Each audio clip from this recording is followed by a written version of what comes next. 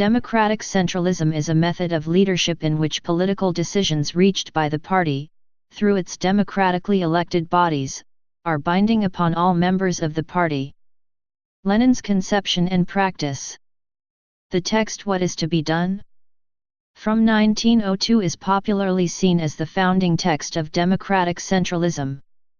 At this time, democratic centralism was generally viewed as a set of principles for the organizing of a revolutionary workers' party. However, Lenin's model for such a party, which he repeatedly discussed as being democratic centralist, was the German Social Democratic Party, inspired by remarks made by the Social Democrat Jean-Baptiste von Schweitzer.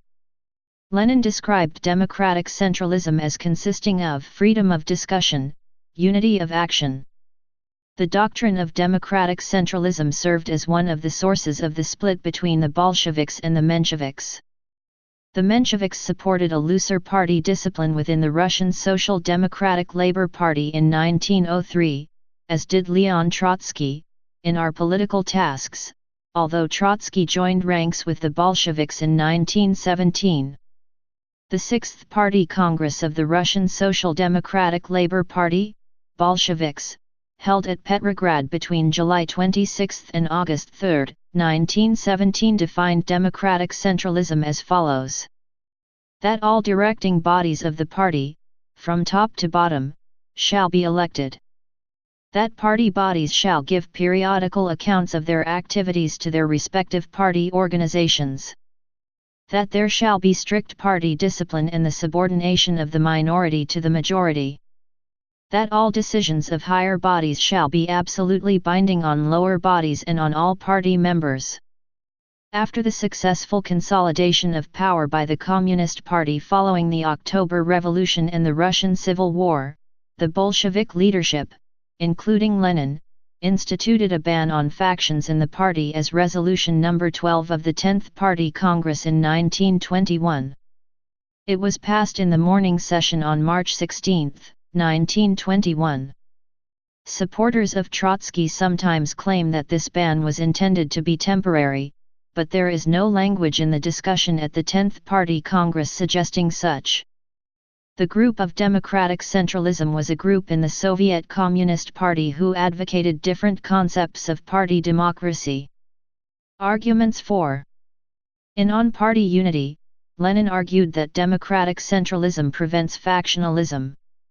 He argued that factionalism leads to less friendly relations among members and that it can be exploited by enemies of the party. Soviet Union.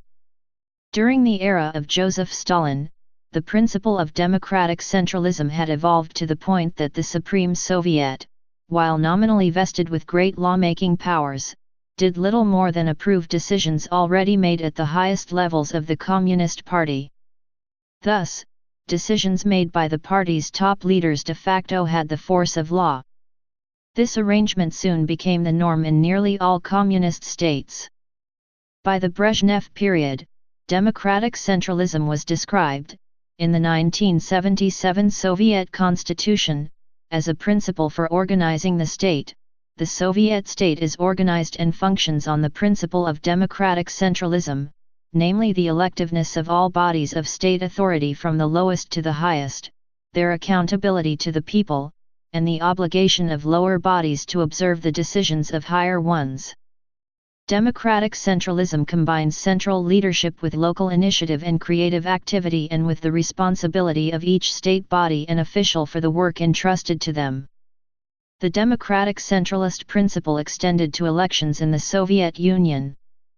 All communist countries were either de jure or de facto one-party states.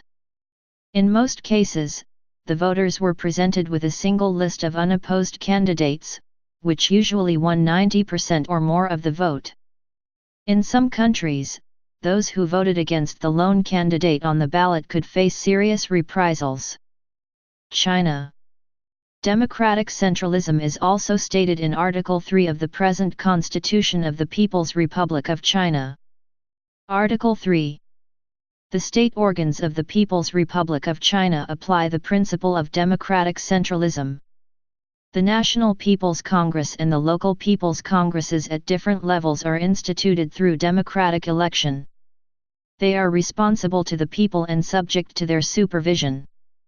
All administrative, judicial, and procuratorial organs of the state are created by the People's Congresses to which they are responsible and under whose supervision they operate. The division of functions and powers between the central and local state organs is guided by the principle of giving full play to the initiative and enthusiasm of the local authorities under the unified leadership of the central authorities.